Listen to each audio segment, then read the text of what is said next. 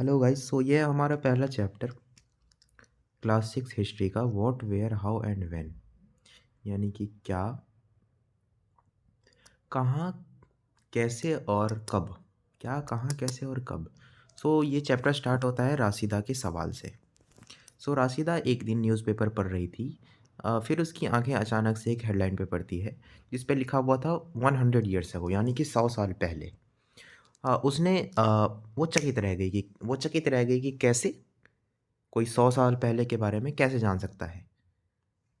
सो चलिए, 100 हाउ सी 100, यानी कि इतने साल पहले क्या हुआ था वो कोई कैसे जान सकता है। सो फाइंडिंग आउट व्हाट हैपेंड, यानी कि चाहिए देखते हैं ये कैसे जान सकते हैं। सो यस्टरडे, यानी कि कल। कल आप न्यूज़पेपर पढ़ सकते थे, रेडियो सुन सकते थे और अखबार पढ़ सकते थे। सो आप लास्ट ईयर किसी से पूछिए कि उन्होंने क्या न्यूज़पेपर पे पढ़ा था या क्या उन्होंने रेडियो पे सुना था या टीवी पे क्या देखा था। मोस्टली लोगों को याद नहीं होगा, आप देखेंगे याद नहीं होगा। So what can we know about the past, यानी कि हम लोग पास्ट के बारे में क्या जान सकते हैं। There are several things we can find out, यानी कि हम लोग बहुत कुछ जान सकते हैं। बहुत सारी चीज़ें हैं जो जान सकते हैं कि यानी कि पहले लोग क्या खाते थे, कैसे कपड़े पहनते थे, कैसे घरों में रहते थे। We can find about the lives of hunters, यानी कि हम लोग हंटर्स के बारे में जान सकते हैं, हर्डर्स के बारे में जान सकते हैं, किसान के बारे में जान सकते हैं, रूलर्स के बारे में जान सकते हैं, merchants, priest, craft person, artist, musician and scientist, इन सब के बारे में हम जान सकते हैं। We can also find out about the games children play, यानी कि पहले लोग बच्चे क्या खेल खेलते थे वो भी जान सकते हैं। कैसे गाना गाते थे, कौन सा गाना गाते थे, कैसे नाटक देखते थे। So where did people live, यानी कि पहले लोग कहाँ रहते थे। River Narmada, find the river Narmada on map 1 page number 2। So आइए हम लोग नर्मदा रिवर को देखते हैं मैप 1 पे पेज नंबर 2 पे। सो ये रहा हमारा इंडिया का मैप, फिजिकल मैप सब कॉन्टिनेंट का। तो ये देखिए यहाँ पे है नर्मदा रिवर, आप लोग देख सकते हैं यहाँ पे नर्मदा रिवर है। सो आइए,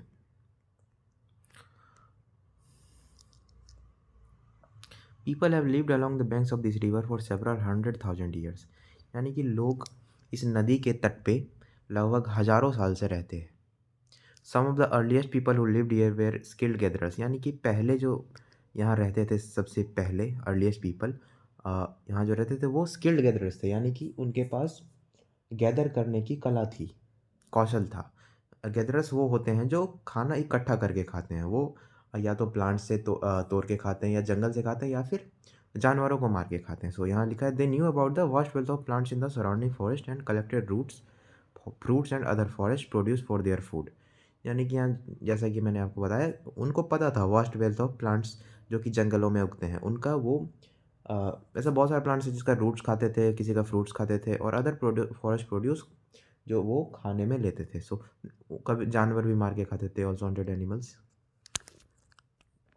सो यहाँ लिखा now find the Sulaiman and Kirthar hills to the Kirthar hills to the north west. आइए देखते हैं ये सुलेमान और करतार हिल्स नॉर्थ वेस्ट में कहाँ पे है।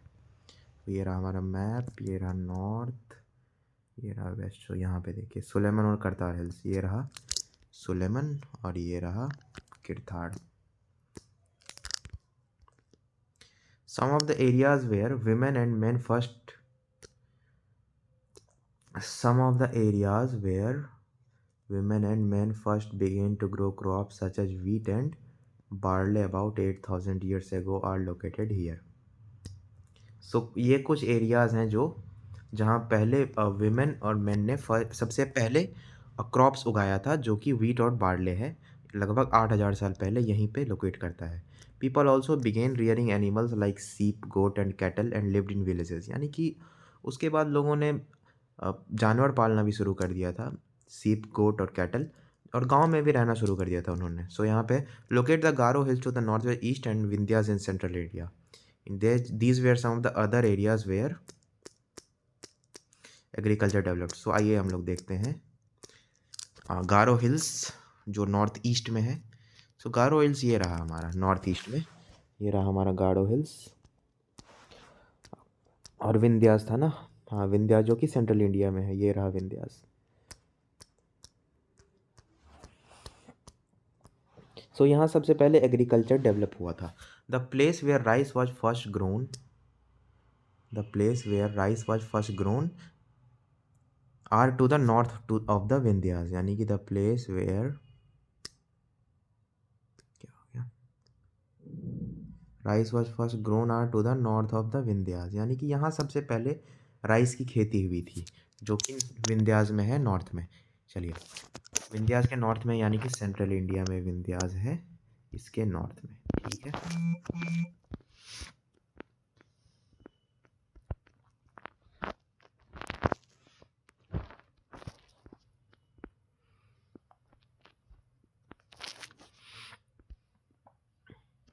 सो यहाँ पे है trace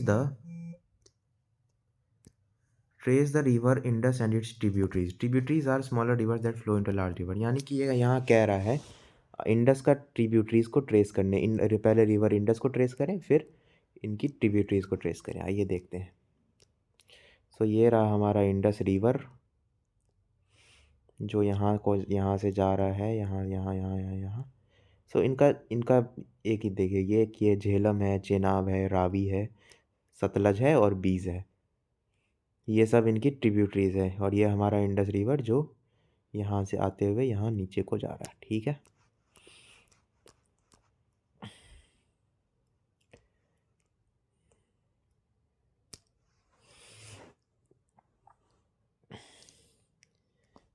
tributaries are smaller rivers that flow into large river, यानी कि अगर कोई मान लीजिए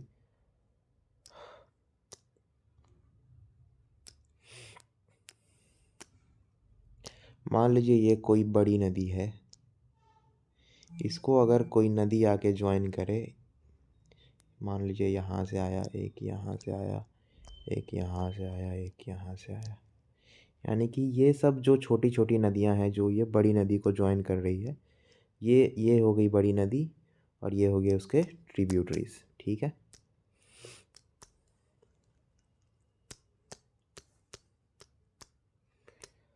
सो लगभग 4700 years ago, some of the earliest cities flourished on the banks of the rivers. Later, about 2500 years ago, cities developed on the banks of the Ganga and its tributaries and along the sea coasts. यानी कि लगभग 4700 साल पहले कुछ सबसे पहली cities जो यहाँ इन रिवर्स के बैंक पे, किनारे पे फ्लरिश किया था, वो यहाँ शायद ये लोग हड़प्पा की बात कर रहे हैं, अबाउट इंडस वैली सिविलाइजेशन की, अबाउट 4700 ईयर्स अगो। उसके बाद लगभग 2500 साल पहले, आज से 2500 साल पहले रिवर गंगा के ट्रिब्यूटरीज पे सिटीज़ फ्लरिश किया था। So locate the Ganga and its tributary called the Son. So आइए हम लोग गंगा को लोकेट करते हैं और उसके ट्रिब्यूटरीज यानी कि सोन को। ये देखिए, ये रहा गंगा, गंगा यहाँ से निकलते हुए यहाँ से, ये रहा यहाँ इसका सोन tributaries.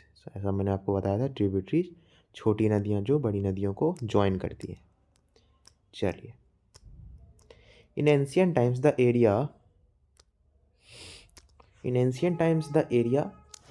along these rivers to the south of the Ganga was known as Magad, now lying in the state of Bihar। यानी कि प्राचीन समय में साउथ ऑफ द गंगा में जो था वो उस एरिया को मगध बोला जाता था, जो अभी बिहार में लाई करता है। वहाँ के रूलर्स बहुत पावरफुल थे और उन्होंने बहुत बड़ा किंगडम बनाया था, किंगडम जो कि other parts of the countries में भी फ्लरिश किया, यानी कि उन्होंने अलग पार्ट्स को भी जीता और वहाँ अपना किंगडम बनाया। सो throughout people travel from one part of the subcontinent to another. The hills and high mountains including the Himalayas, deserts, rivers and seas made journeys dangerous at times but never impossible। यानी कि पहले लोग एक part of the sub continent से दूसरे सब continent, यानी कि हमारा ये इंडिया हो, इंडिया के आसपास का जितना भी कंट्रीज़ है जो एक लैंड मास पे लाई करता है, जो किसी भी तरीके से बाइफरकेटेड नहीं है, उसको इंडियन सब कॉन्टिनेंट बोलते हैं। सो पहले भी लोग ट्रैवल करते थे इधर से उधर। सो पहले ट्रैवलिंग बहुत मुश्किल हुआ करती थी, क्योंकि पहले कुछ ना तो अच्छे रोड्स थे ना ब्रिजेस थी। सो पहले ये ट्रैवल करना बहुत मुश्किल था। The hills and high mountain including the Himalayas, यानी कि ये तो प्रॉब्लम तो था ही, ऊपर से ये हिमालयाज़ इतना माइटी है, हिमालयाज़ बहुत बड़ा। और deserts, rivers, sea and seas made journey dangerous at times, यानी कि अब बहुत ख़तरनाक ही बना देते, जैसा मैंने आपको बताया कि पहले ब्रिजेस भी ज़्यादा नहीं हुआ करते थे। सो ये काफ़ी मुश्किल था पहले ट्रैवल करना। पर इम्पॉसिबल तो कभी नहीं था। So man and women moved in search of livelihoods as also to escape from natural disaster like floods और ड्रॉट्स, यानी कि पहले रोजी रोटी के तलाश में या फिर नेचुरल डिजास्टर से, यानी कि बाढ़ वाढ़ से बचने के लिए, यानी कि कभी कहीं किसी जगह पे बाढ़ आ गया या सूखा पड़ गया, उससे बचने के लिए भी लोग पहले ट्रैवल करते थे इस एरिया से दूसरे एरिया। सो समटाइम्स मैन मार्च इन आर्मीज कन्करिंग अदर्स लैंड्स, यानी कि कभी कभी लोग आर्मी बना के भी मार्च करते थे, इधर से उधर जाते थे दूसरों पे कब्जा करते हुए, यानी कि दूसरों को एक तरह से बोल सकते हैं उनसे वो वॉर करके उनका एरिया जीतते हुए आगे बढ़ते जाते थे। So besides merchants travelled with caravans और ships carrying valuable goods from place to place, यानी कि इसके अलावा मर्चेंट्स यानी कि व्यापारी भी ट्रैवल करते थे कारवांस में या शिप में। कारवांस मतलब बहुत सारे लोगों का ग्रुप जो एक एक दूसरे के पीछे चलते हैं, एक दूसरे के पीछे चलते हैं, उसको कारवां बोलते हैं। और पहले लोग शिप में भी ये मर्चेंट्स ट्रैवल करते थे वैल्यूएबल गुड्स को कैरी करके इधर इस एरिया से दूसरे एरिया बेचने के लिए। सो एंड रिलीजियस टीचर्स, यानी कि धर्म गुरु भी इधर से उधर जाते थे अपने धर्म का प्रचार करने के लिए कि मेरा धर्म अच्छा है, आप में इसमें आ जाओ, डिबेट करने के लिए, और town to town stopping to offer instruction and advice on the way. Finally some people, so उसके बाद कुछ लोगों ने स्पिरिट ऑफ एडवेंचर, यानी कि ज़िंदगी में कुछ एक्साइटिंग करने के लिए ट्रैवल करना शुरू किया, wanting to discover new and exciting place, यानी कि उनको मन था कि नए जगहों पे जाऊं, नए जगहों पे जाके नए लोगों से मिलूं। So all the relate to the sharing of ideas between people, यानी कि इन सब इन सब का नतीजा ये हुआ कि इधर के लोग उधर गए, उधर के लोग इधर आए, इससे आइडियाज़ का एक्सचेंज हुआ, यानी कि आइडियाज़ शेयर हुआ, हमारे विचार उनसे शेयर हुए, उनका विचार हमारे से शेयर हुआ। सो यहाँ पे क्वेश्चन है, why do people travel now A days, यानी कि लोग अब क्यों ट्रैवल करते हैं,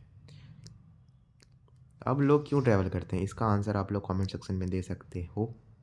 So look at map one once more. Hills, mountains, and seas from the natural frontiers of the subcontinent.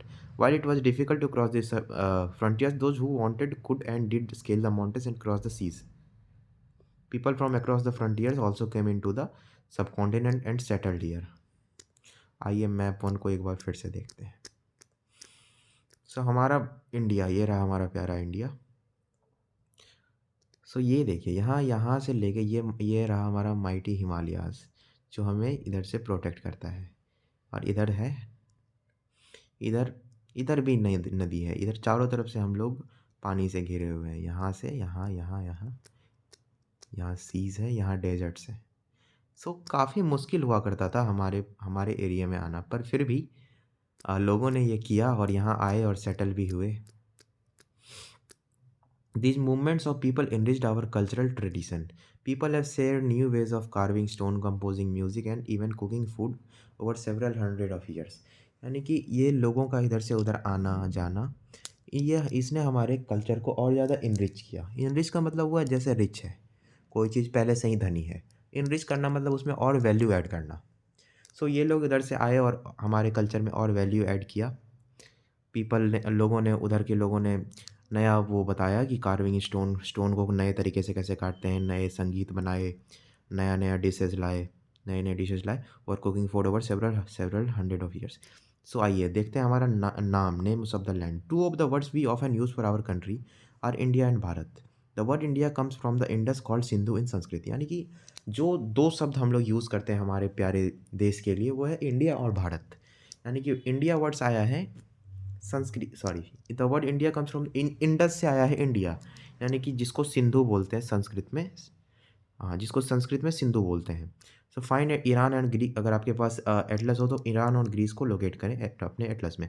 The Iranians and the Greeks who came through the north west about 2500 years ago and we are familiar with the Indus, called it the Hindus और the indoors.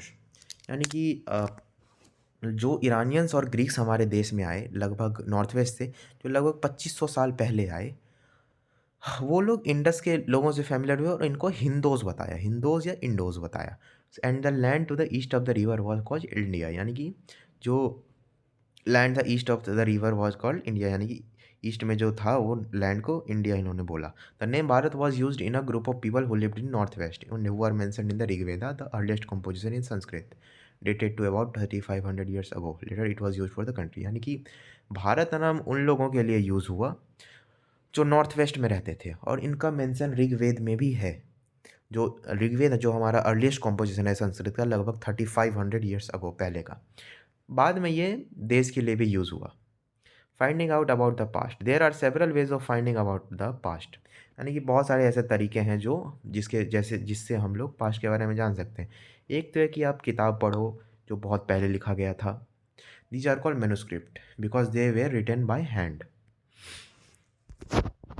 सो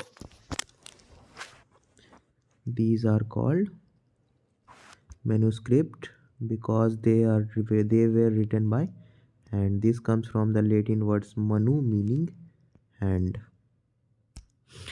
यानी कि इनको manuscript इसलिए बोला जाता था क्योंकि ये हाथ से लिखे गए थे, हस्तलिपि। यानी कि मनु जो आया है वो एक लैटिन वर्ड से आया है जिसका मतलब होता है हाथ। They were usually written on palm leaf.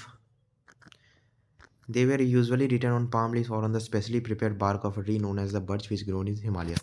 अक्सर ये पाम के पत्तों पे लिखा जाता था, और या इसको लिखा जाता था बर्च पे। बर्च मतलब वो पेड़ की छाल हुई जो दोनों पेड़ के बीच में होता है ना, वो लकड़ियों के बीच में, उससे भी लिखा जाता था, जो हिमालयाज़ में उगता था। बर्च ट्री जो हिमालय में उगता था। Over the years many manuscripts were, यानी कि ऐसा सालों बीतते गए। उसके बाद कुछ ऐसे मनुस्क्रिप्ट थे जिसको इंसेक्ट कीड़े खा गए, कुछ को बर्बाद कर दिया गया, बट बहुत सारे ऐसे थे जो सरवाइव कर गए। सो ये रहा ये है page from a palm leaf manuscript. This manuscript was written about 1000 years ago. यानी कि ये पाम लीफ पे जो लिखा गया था वो देखिए सैंपल है उसी का। आइए, तो यानी कि बहुत सारे मनुस्क्रिप्ट ऐसे थे जो बच गए वो अक्सर मंदिरों में रखे गए थे, मंदिर या मठों में रखे गए थे। This books deals with all kind of, यानी कि ये जो भी बुक्स थे ये लगभग हर सब्जेक्ट से डील करते थे। यानी कि लगभग सब सब्जेक्ट का इसमें ज्ञान था, चाहे वो रिलीजियस धार्मिक मान्यता हो या फिर राजा के जीवन के बारे में हो, मेडिसिन के बारे में हो या साइंस के बारे में हो। Besides these were epics, poems, plays, many of these were written in Sanskrit. यानी कि इसके अलावा भी एपिक्स थे, यानी कि महाकाव्य थे, पोएम्स थी, नाटक थे। Many of this were written in Sanskrit, यानी कि इसमें बहुत सारा ऐसा था जो संस्कृत में लिखा गया था। Others were in Prakrit language used by ordinary people and Tamil. So कुछ ज़्यादातर इसमें संस्कृत में लिखा गया था, पर कुछ प्राकृत में लिखा गया था और कुछ तमिल में भी लिखा गया था। We can also study inscription, these are writing on relatively hard surface such as stone और मेटल। इंस्क्रिप्शन को अक्सर हार्ड सरफेसेस पे लिखा जाता था। These are writings on relatively hard surface such as stone और metal। यानी कि इंस्क्रिप्शन को अक्सर हार्ड सरफेस पे ही लिखा जाता था, जो वही स्टोन या किसी मेटल पे लिखा जाता था। Sometimes Kings got there orders inscribe so that people could see, read and ओबे देम। कभी कभी राजा अपने ऑर्डर्स को इंस्क्राइब करवा देते थे किसी हार्ड सरफेस पे, ताकि लोग उसे पढ़ सकें और उसका पालन कर सकें। There are other kinds of inscription as well, where men and women, including kings and queens, recorded what they did। यानी कि ऐसे बहुत सारा इंस्क्रिप्शन है जिसमें मैन और वुमेन लिखते थे कि उन्होंने पहले क्या किया था। जैसे किंग्स और क्वींस लिखते थे, ऐसे ऑर्डिनरी मैन तो नहीं ही लिखते थे। यानी राजा और रानियाँ लिखते थे कि उन्होंने आज क्या किया, मतलब उनका दिनचर्या कैसा रहता था, वो लोग कैसे जीते हैं, रिकॉर्डेड या क्या करते हैं। जैसे कि कोई राजा लिखता है कि कौन सा बैटल्स में उन्होंने जीत प्राप्त किया।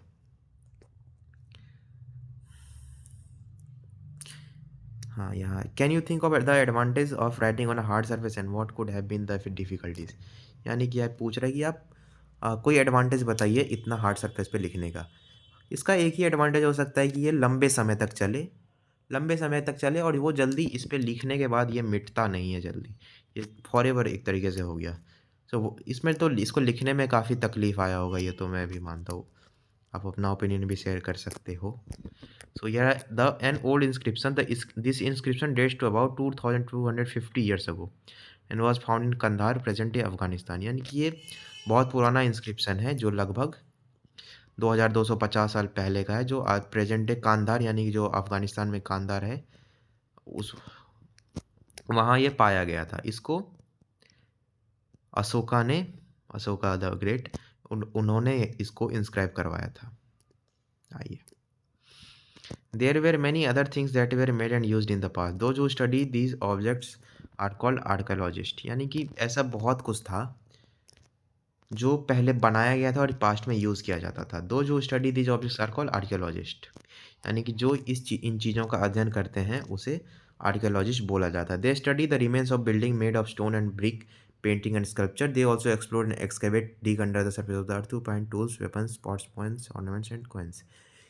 यानी कि दे स्टडी वो building made of stone and brick, यानी कि वो जो स्टोन और ब्रिक जो पहले यूज़ होता था बिल्डिंग बनाने में, वो उसका अध्ययन करते हैं, पेंटिंग का अध्ययन करते हैं, स्कल्पचर का अध्ययन करते हैं, और नीचे ज़मीन खोद के भी वो लोग स्टडी करते हैं कि क्या अंदर क्या है। जैसे जिससे टूल्स, ज़मीन खोद के जगह जैसे कोई टूल मिला, कोई वेपन मिला, कोई पॉट्स मिले, घड़े मिले, ये सब देख के वो अंदाज़ा लगाते थे कि पहले लोग कैसे जीवन यापन करते थे और किस तरह का लाइफस्टाइल होता था उनका। Some of these objects may be made of stone, यानी कि कुछ ऐसे चीज़ है जो या तो स्टोन से बनता था, या कोई हड्डी से बनता था, किसी जानवर की हड्डी से बनता था। बेक्ड क्ले, यानी कि वो मिट्टी का हुआ ना बेक्ड क्ले, उसको पका के, या मेटल से। Object that are made of hard imperishable substance usually survive for a long time. So जैसा यहाँ लिखा हुआ है, जो ऑब्जेक्ट्स हार्ड यानी कि कठोर, इम्पेरिसेबल मतलब जो बहुत लंबे समय तक खराब ना हो सके, imperishable substance usually survive for a long time. यानी पेरिसेबल जो जल्दी खराब हो सके, जैसे बोलते हैं ना ये पेरिसेबल होता है दही, दूध, ये वगैरह, ये सब पेरिसेबल होता है। इम्पेरिसेबल जो लंबे समय तक चलता रहे, उसको कुछ ना हो। सो ये देखिए, ए पॉट लेफ्ट में है यहाँ पे, pot from an old city.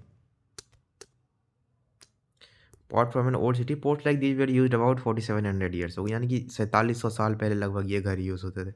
इस पर देखिए डिज़ाइन भी बना हुआ है, कितना प्यारा लग रहा है। राइट में है old silver coin such as this one were use about 2500 years ago. यानी ये देखिए इस तरह ये कॉइन्स है, ये थोड़ा अजीब सा है पर ये कॉइन्स है जो 2500 साल पहले यूज़ होता था।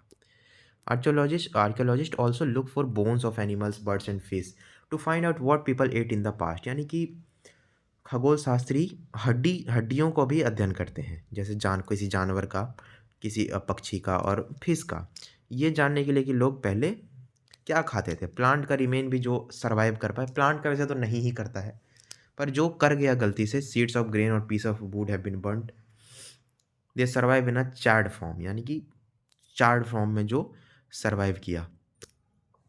तो चार्ड फॉर्म में जो सर्वाइव किया, चार्ड मतलब जो बहुत बुरी तरीके से जल गया पर स्टिल बच गया। Do you think cloth is found frequently by archaeologist, यानी कि क्या आपको लगता है कि क्लॉथ भी मिला होगा उनको, खगोल शास्त्रियों को? आई डोंट थिंक मिला होगा, कपड़े इतना ज़्यादा दिन तक सर्वाइव नहीं कर सकते। Historians that is scholars who study the past, यानी कि हिस्टोरियंस वो होते हैं, वो हिस्टोरियंस विद्वान होते हैं जो पास्ट के बारे में अध्ययन करते हैं। Often use the word source to refer to the information, यानी कि उनको चाहिए होता है कोई सोर्स जिसको वो इन्फॉर्मेशन बनाते हैं और अपने से इंटरप्रेट करके उसको लिखते हैं, उसको बोलते हैं हिस्टोरियंस। फाउंड फ्रॉम, यानी कि वही सोर्स उनका वो हो सकता है, मैन्युस्क्रिप्ट हो सकता है, इनक्रिप्शन हो सकता है, आर्कोलॉजी हो सकता है। Once sources are found, learning about the past becomes an adventure as we reconstruct it by bit.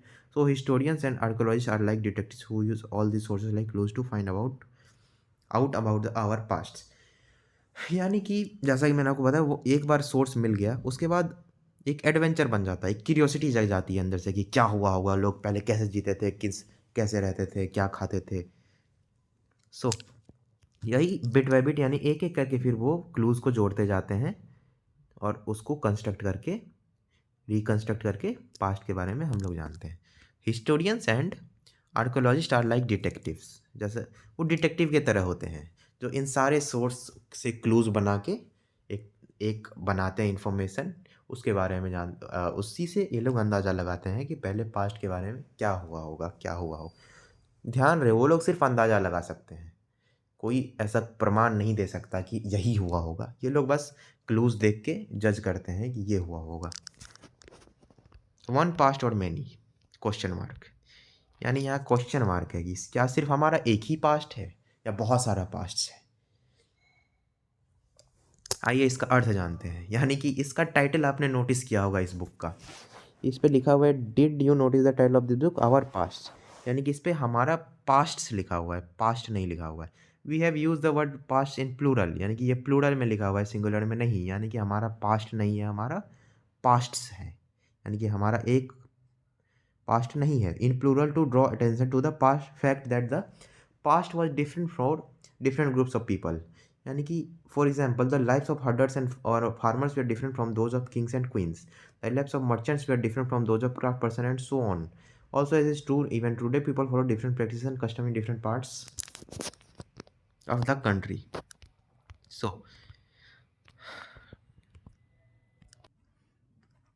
So जैसा कि यहाँ पे लिखा हुआ है एग्जाम्पल, जैसे कि लाइफ ऑफ हर्डर और farmers are different from those of kings and queens, यानी कि किसान और हर्डर, हर्डर यानी कि वो लोग जो एनिमल रियरिंग करते हैं, जो एनिमल को पालते हैं यार, उससे उनका रोजगार रोजी रोटी चलता है। सो यहाँ दिखती बात है कि किंग यानी कि राजा और रानियों की ज़िंदगी ऑब्वियसली अलग होगी फार्मर और हर्डर्स से।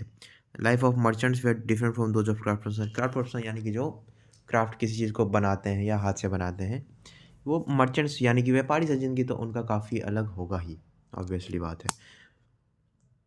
सो ऑन, यानी कि ये चलता रहेगा। ऑल्सो ये आज भी सत्य है, ये आज भी सही है। People follow different practice and customs in different parts of country. For example, यानी कि आज जैसे उदाहरण के लिए, आज most of people living in Andaman island got their own food by fishing hunting and collecting forest fish, यानी कि अंडमान आइलैंड में जो रहते हैं, हमारे टापू हैं अंडमान, वहाँ लोग आज भी फिशिंग करके खाते हैं, हंट करके खाते हैं, और या फॉरेस्ट प्रोड्यूस को कलेक्ट करके खाते हैं। Bye contrast most people living in cities depend on other for supplies of food, यानी कि जो शहर में रहते हैं वो दूसरों पे आश्रित होते हैं खाने के लिए। Differences such as these existed in the past as well, यानी कि ऑब्वियस सी बात है कि ये पहले भी ये रहा होगा। समाज हमेशा से ऐसे ही चलता आया है कि पहले भी ऐसा ही कुछ हुआ होगा, यानी कि चेंज रहता है, सबके जीवन में चेंज रहता है, सबका जीवन एक समान नहीं रहता। Besides these there is another kind of difference. We know a great deal about kings and the battles they fought because they kept record of their victories, यानी कि राजा के बारे में हम लोग इसलिए जानते हैं क्योंकि उन लोगों ने विक्ट्रीज का रिकॉर्ड रखा था। बट जनरली सामान्य लोग, यानी कि कोई जैसे कोई शिकारी है, फिशिंग फॉक है, गैदर यानी कि जो इकट्ठा करके खाते हैं, या फिशिंग फॉक है, यानी कि जो लोग मछली पाल के खाते हैं, मतलब उनका लिविंग इन मछली से चलता है। फिशिंग फोक गैदरर जो इकट्ठा करके खाते हैं, इधर उधर से खाना इकट्ठा करके दे, यानी किसान और हर्डर्स चरवाहे डिड नॉट, यानी कि ये अपने डेली बेसिस पे ये लोग क्या काम करते थे, इन लोग का दिनचर्या कैसा था, क्या करते थे, इसका रिकॉर्ड नहीं है, क्योंकि ये लोग सामान्य लोग क्यों record. So what do dates mean, यानी कि आखिर तारीख का मतलब क्या है। अगर आपसे कोई पूछे कि आज का डेट क्या है, तो आप डे बताओगे, मंथ बताओगे, या ईयर बताओगे। खैर मोस्ट प्रोबेबली है कि आप उस दिन का डेट बताओगे। 2000 एंड समथिंग कुछ बताओगे, 2000 के बाद ही कुछ बताओगे। These years are counted from the date generally assign to the British birth of Jesus Christ the founder of Christianity, यानी कि ये जो हमारा डेट का सिस्टम है, ये शुरू हुआ जीसस क्राइस्ट के जन्म के बाद से।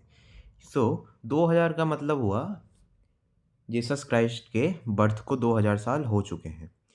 अभी 2024 चल रहा है, तो ये हुआ 2024 साल हो चुके हैं जीसस के बर्थ को। In this book we will refer to dates going back from the present using 2000 as our starting point.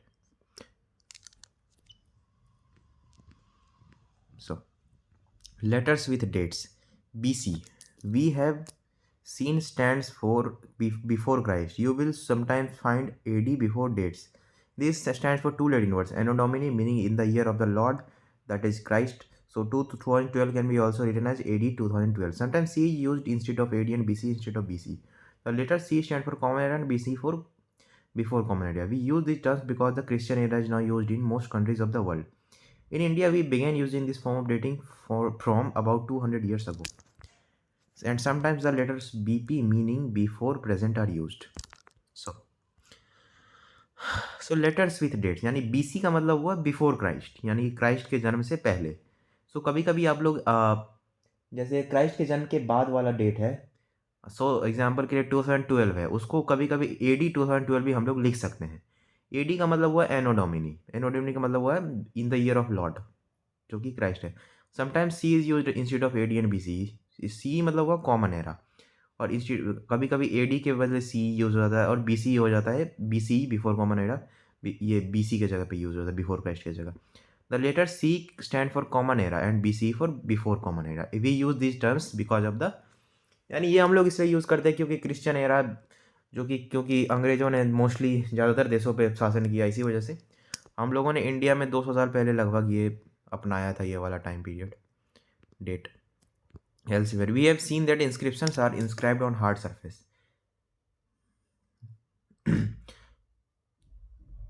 hard surface Hard surfaces, many of these were inscribed several hundred of years ago. All inscription contain both scripts and languages.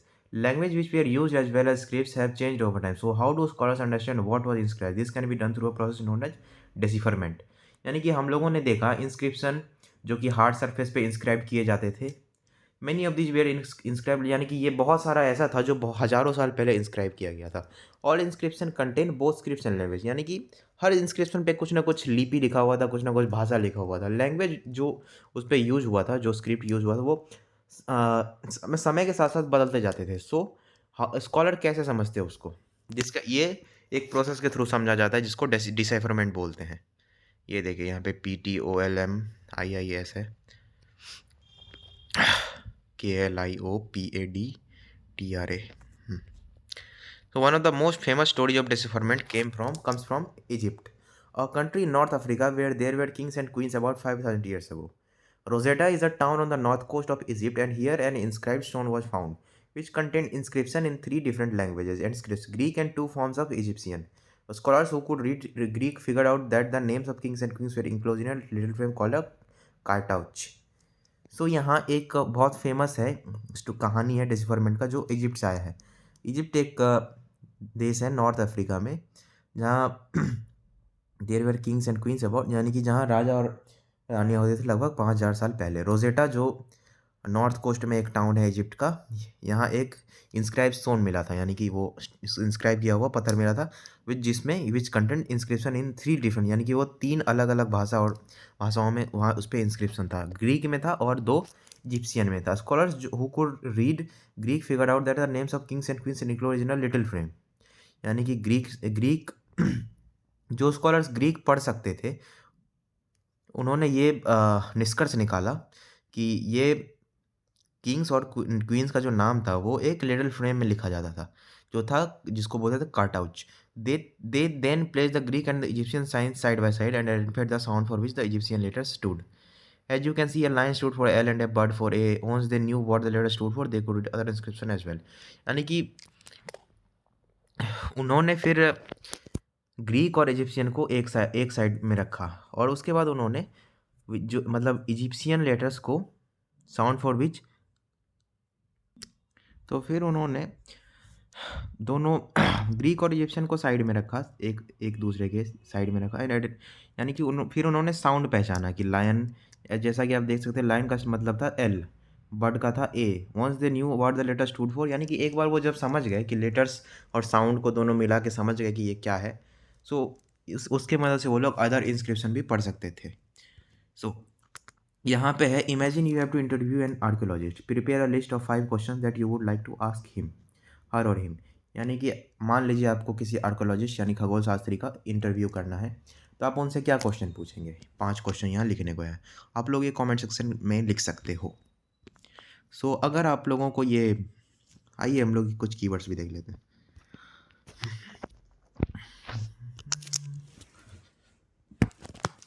सो ये है travelling, travelling का मतलब है यात्रा। Sorry for bad hand writing. Manuscript, manuscript का मतलब हुआ हस्तलिखी, जो हाथ से लिखते हैं, हस्त लिपि। Inscription,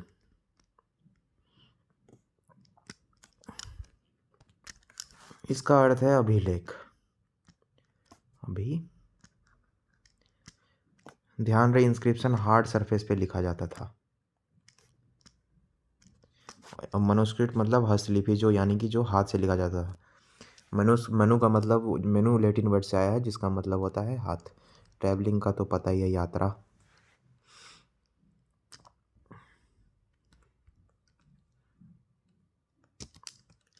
archaeology study of study of past को हिस्ट्री बोलते हैं, स्टडी ऑफ रिमेन्स को आर्कियोलॉजी बोल सकते हैं, यानी कि पुराने